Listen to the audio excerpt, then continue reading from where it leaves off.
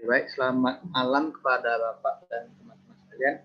Perkenalkan, nama saya Fernando, NIM 17.403.086 yang akan menjelaskan tentang analisis perancangan perusahaan, aspek teknis dan organisasi. Oke, berikut profil saya yang beralamat di Jalan Galang nomor 60 Medan. Saya lahir di Medan tanggal 7 November 1999. Oke, selanjutnya referensi yang saya pakai itu ada beberapa buku. Yang pertama itu karya Hikmah Endrawasti, Studi Kelayakan Bisnis. Kedua itu Basmer dan Ja'far, juga Studi Kelayakan Bisnis edisi revisi. Yang selanjutnya itu Suwar Husnan dan Suwarsono Muhammad, itu Studi Kelayakan Proyek Cetakan Pertama. Selanjutnya ada Purnomo RA, Studi Kelayakan Bisnis. Oke, pertama yang akan saya bahas itu aspek teknis. Jadi beberapa hal yang harus diperhatikan dalam kaitannya dengan aspek teknis. Pertama itu penentuan lokasi bisnis, kedua itu tata letak atau layout bisnis, dan yang ketiga itu pemilihan peralatan dan teknologi. Selanjutnya, yang pertama yang akan kita bahas itu penentuan lokasi bisnis. Jadi pertama itu lokasi bisnis adalah lokasi di mana bisnis itu dijalankan, dan itu memiliki pengaruh yang besar terhadap biaya operasional dan investasi. Dalam memilih lokasi tergantung dari jenis usaha yang akan dijalankan. Terdapat beberapa lokasi yang dipertimbangkan, yaitu lokasi untuk kantor, lokasi gudang, dan lokasi pabrik. Jadi pertimbangan untuk menentukan lokasi kantor dulu, yang pertama itu dekat dengan pemerintahan, dekat lembaga keuangan, dekat dengan pasar, dan tersedia sarana dan prasarana. Dan untuk lokasi gudang itu pertama itu di kawasan industri, dekat dengan pasar, dekat dengan bahan baku, dan tersedia sarana dan prasarana. Selanjutnya itu pertimbangan untuk lokasi pabrik, di mana itu kedekatan dengan pasar sasaran atau konsumen potensial, di mana tempat produksi akan dijual. Yang kedua itu kedekatan dengan sumber bahan bakunya. Yang ketiga itu ketersediaan tenaga kerja, baik dari sisi kuantitas maupun kualifikasi yang dibutuhkan. Selanjutnya itu ketersediaan sarana dan prasarana transportasi yang memadai yang dapat memperlancar itu pengadaan dari bahan baku, memasarkan produksi, misalnya jalan raya, jembatan, dan lain-lain lah yang dekat dengan transportasi. Selanjutnya itu ketersediaan sarana listrik. Jadi pada pabrik ini juga perlu yang namanya listrik, air, dan komunikasi untuk memperlancar kegiatan produksi agar tidak terganggu. Dan selanjutnya itu sikap masyarakat yang dapat mempengaruhi aktivitas usaha, baik positif ataupun negatif. Selanjutnya itu penentuan luas produksi atau skala operasi. Jadi dalam industri manufaktur ini terdapat beberapa faktor yang harus dipertimbangkan dalam merencanakan skala operasi, yaitu pertama itu kemungkinan perkembangan pangsa pasar yang dapat diraih. Yang kedua itu kapasitas mesin serta peralatan yang dimiliki. Selanjutnya itu kualitas dari sumber daya manusia dalam proses produksi. Dan selanjutnya itu kemampuan keuangan dari perusahaan tersebut sendiri. Lalu kemungkinan adanya perubahan teknologi dan produksi di masa yang akan datang. Dan yang terakhir itu peraturan pemerintah dan ketentuan teknisnya yang juga berperan dalam perencanaan skala operasi. Jadi luas produksi ekonomis itu pertama itu ditentukan oleh kecenderungan permintaan yang datang, kemungkinan pengadaan bahan baku, bantu, tenaga kerja, dan lain-lain, tersedianya teknologi dan peralatan di pasar, jumlah hidup produk, dan jumlah produk substitusi. Selanjutnya itu penentuan produksi optimal. Jadi dapat ditentukan dengan pendekatan marginal cost and revenue, pendekatan break-even point, dan metode linear programming. Jadi selanjutnya itu akan saya bahas tentang tata letak atau layout bisnis. Jadi tata letak atau layout ini merupakan keseluruhan bentuk untuk menempatkan fasilitas yang diperlukan untuk melaksanakan kegiatan dari bisnis itu. Untuk memperoleh layout yang baik, maka perusahaan perlu menentukan hal sebagai berikut. Yang pertama itu perusahaan manufaktur dulu. Jadi pertama yang harus diperhatikan itu sifat produk yang dibuat. Misalnya produknya itu bersifat padat, cair, atau gas, itu dengan 3 wujud itu, maka tempat yang dibutuhkan juga akan berbeda. Jadi yang selanjutnya itu sifat produk, jenis produksi yang digunakan. Jadi layout yang biasa, layout garis itu digunakan pada pabrik yang memiliki proses produksi kontinus atau memiliki line flow, sedangkan layout yang fungsional itu biasanya digunakan pada proses produksi intermittent. Jadi jenis barang serta volume produksi barang yang dihasilkan. Jadi apabila perusahaan menghasilkan bermacam-macam barang produk yang jumlahnya setiap jenis itu hanya sedikit, biasanya menggunakan layout yang fungsional. Akan tetapi jika produk selalu sama tapi jenisnya itu banyak, jadi biasanya itu menggunakan layout yang garis. Selanjutnya itu nilai investasi. Penentuan layout itu disesuaikan dengan modal yang tersedia. Kalau misalnya modalnya tidak besar, ya jangan buat yang membutuhkan modal yang besar. Selanjutnya itu keluasan atau fleksibilitas. Fleksibel adalah jika terjadi perubahan macam barang yang dihasilkan atau terjadi penambahan kapasitas pabrik atau penambahan mesin, maka letak mesin dan berbagai fasilitas itu mudah disesuaikan atau mudah dipindah gitu. Yang selanjutnya itu pengangkutan barang, aliran barang. Yang selanjutnya itu efektivitas penggunaan ruangan. Jadi penempatan mesin-mesin itu harus disusun dengan sedemikian rupa untuk menghindari yang namanya pemborosan dari ruangan. Selanjutnya itu lingkungan atau keselamatan kerja. Jadi layout itu dipertimbangkan agar juga mempertimbangkan keselamatan kerja dan dari lingkungan kerja, jangan sampai mesinnya itu dapat membahayakan karyawannya. Selanjutnya itu pemeliharaan. Jadi peletakan mesin-mesin ini harus memungkinkan untuk dapat melaksanakan pemeliharannya dengan mudah, jangan sampai mesin itu berada di tempat yang sangat susah untuk dijangkau. Jadi letak kamar kecil. Jadi letak kamar kecil ini juga pengaruh. Jangan sampai jalan ke kamar kecil ini sangat jauh sehingga menurunkan produktivitas mereka. Selanjutnya itu pengawasan. Sebaiknya itu mesin dan fasilitas produksi itu mudah atau berada di jangkauan pengawasan. Oke, selanjutnya ini untuk kantor. Pertama itu nilai investasi ya. Penentuan layout itu harus disesuaikan dengan model yang tersedia seperti yang tadi sudah dibilang. Komunikasi, peletakan fasilitas kantor itu harusnya itu untuk memudahkan untuk melakukan komunikasi. Selanjutnya itu fleksibilitas, seperti yang tadi sudah disampaikan. Fleksibilitas itu pada saat ada terjadi pergantian, maka mudah untuk dipindah-pindah. Selanjutnya itu struktur organisasi. Struktur organisasi juga menentukan layout kantor, karena organisasi yang berbeda terdapat perbedaan jumlah macam ataupun jumlah bagiannya. Jadi jenis lembaga. Selanjutnya itu jenis lembaga itu layout pada bank dan pada pemerintahan daerah itu pasti berbeda. Jadi pada bank antara karyawan satu dengan lainnya itu biasanya dipisahkan dengan pembatas kaca, karena bank itu kan memerlukan ketelitian, pengawasan yang ekstra serta keamanan yang lebih ketat dibandingkan dengan Pemda. Sedangkan di Pemda itu biasanya satu dengan lainnya itu terpisah. Selanjutnya itu untuk gudang. Pertama nilai investasi tetap sama. Jika tidak memiliki investasi yang cukup besar, itu jangan membuat gudang yang terlalu besar. Bongkar barang. Jadi penempatan barang di dalam gudang itu harus membantu kegiatan bongkar barang. Jangan sampai barang itu sangat susah untuk dibongkar atau dicapai gitu. Fleksibilitas yang sama itu harus mudah diatur. Jadi kalau pun ada perubahan bisa diatur kembali dengan mudah. Selanjutnya itu lingkungan kerja, agar tidak mengganggu lingkungan kerja dari jangan sampai tempat penyimpanan kita itu dapat menghambat kerjaan dari karyawannya sendiri. Jadi keselamatan barang, jangan sampai barang yang disimpan itu mudah rusak atau mudah jatuh sehingga terjadi yang namanya itu kerugian. Dan juga barang-barang yang bersifat kimia itu yang dapat bereaksi itu sebaiknya itu dijauhkan. Selanjutnya itu pemilihan peralatan dan teknologi. Pemilihan peralatan dan teknologi ini merupakan hal yang penting ya. Jadi karena kesalahan dalam pemilihan peralatan teknologi dapat menimbulkan sebuah kerugian.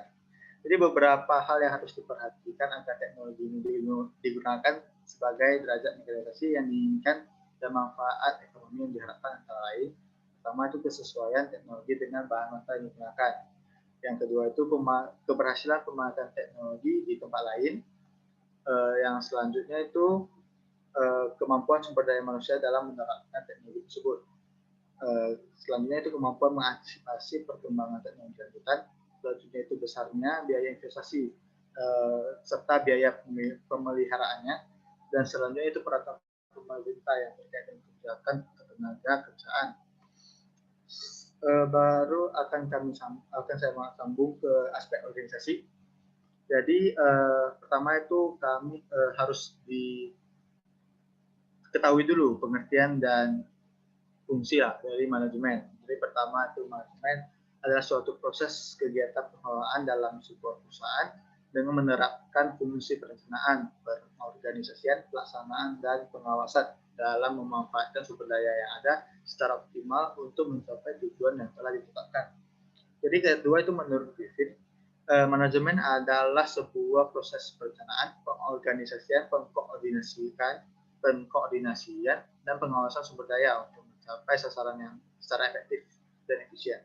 Jadi manajemen dan organisasi adalah aspek yang sangat vital dalam suatu usaha. Karena usaha yang akan atau sedang dirintis mungkin saja mengalami kegagalan jika manajemen dan organisasi itu tidak berjalan dengan baik. Jadi pertama itu kita harus tahu fungsi manajemen itu seperti apa ya. Pertama itu perencanaan atau planning. Ini di mana proses menentukan kemana atau bagaimana suatu usaha akan dijalankan atau dimulai untuk mencapai suatu tujuan yang telah ditetapkan. Artinya sebelum usaha dijalankan itu kita harus ada perencanaan yang matang agar proses pelaksanaan program itu secara baik secara universal maupun per unit kerja. Yang kedua itu pengorganisasian atau organizing, itu proses untuk mengelompokkan kegiatan-kegiatan dalam unit tertentu. Jadi bisa dibilang the right man in the right place. Selanjutnya itu pelaksanaan atau executing. Jadi pelaksanaan itu proses di mana semua hal yang sudah direncana dan itu harus secara tepat dilakukan oleh setiap karyawan yang ada di sana. Jadi tugas manajernya itu juga berperan penting di mana bawahannya itu harus tahu apa yang dikerjakan agar mencapai tujuan yang ditetapkan. Selanjutnya itu pengawasan atau controlling. Jadi pengawasan itu adalah proses untuk mengukur, menilai, dan mengevaluasi hasil kerja agar tetap sesuai dengan rencana awal dan mengoreksi berbagai penyimpangan selama proses pelaksanaan kerja. Oke. Selanjutnya itu analisa aspek manajemen. Jadi analisa aspek manajemen itu pertama adalah analisa yang berkaitan dengan pelaksanaan fungsi-fungsi manajemen dalam bisnis. Beberapa hal yang perlu diperhatikan dalam aspek manajemen pertama adalah struktur organisasi. Jadi struktur organisasi perusahaan menunjukkan tugas, jenjang, dan rentang kendali perusahaan beserta tanggung jawabnya. Jadi struktur organisasi merujuk pada bagaimana kegiatan dilakukan, dibagi, dikelompokkan ke dalam hubungan antara manajer dan karyawan, manajer dengan manajer, dan karyawan dengan karyawan. Oke. Yang kedua itu orang kunci. Jadi orang kunci itu adalah orang yang memiliki pengaruh atau kekuasaan yang besar di perusahaan, misalnya pendiri perusahaan, penyandang modal atau modal terbesar, seseorang yang menjadi ikon di perusahaan tersebut. Jadi karakteristik orang kunci di perusahaan itu pertama itu karakter. Jadi karakter orang kunci dapat diketahui melalui reputasi, data riwayat hidup, kegemaran, atau memiliki teman atau orang yang tergabung dalam komunitasnya. Itu pengalaman. Pengalaman orang kunci itu dapat diketahui melalui banyaknya varian kasus pekerjaan yang pernah ditangani.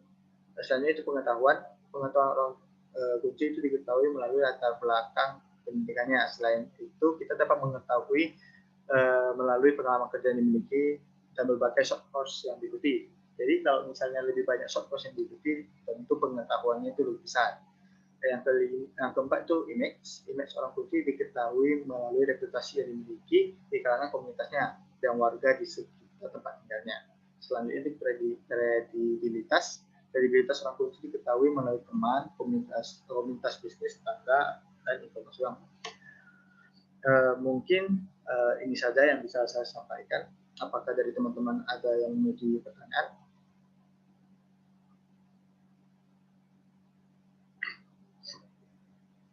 Saya mau bertanya. Baik. Jadi kan ini ada aspek teknik dan aspek organisasi. Kalau untuk aspek organisasi kan supaya itu karena sangat vital dan supaya pembagian kerja wewenang itu semuanya bagus kan di suatu perusahaan karena saling berkaitan, jadi semuanya harus terintegrasi dengan baik. Nah, kalau untuk aspek teknik itu bagaimana ya? Tujuannya apa kita analisis aspek teknik tersebut? Oke, langsung saya jawab. Pertama, aspek teknis itu yang dapat saya katakan itu berhubungan dengan lokasi bisnis, tata letak, dan teknologi yang dipilih. Dari lokasi itu tentu sangat berpengaruh ya. Agar perusahaan itu dapat menentukan lokasi yang tepat, jangan sampai dia itu jauh dari jangkauan lah, atau jauh dari tempat pemasaran, tergantung dengan apa dari bisnisnya, apa keperluan dari bisnis tersebut, jangan sampai jauh, jangan sampai tidak cukup lah.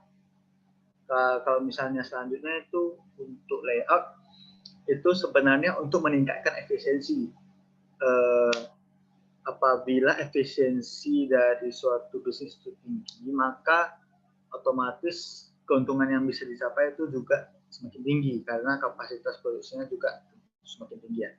Selanjutnya itu teknologi yang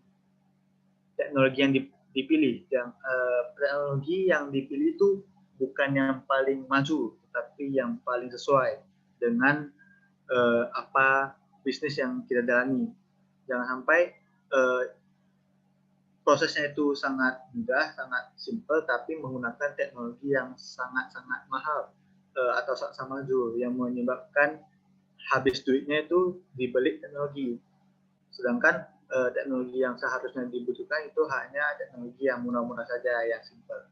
Jadi pemilihan teknologi tentu sangat berpengaruh lah dengan dalam aspek teknis ini. Apakah mungkin sudah jelas untuk jawabannya? Ya, sudah jelas. Terima kasih jawabannya. Baik.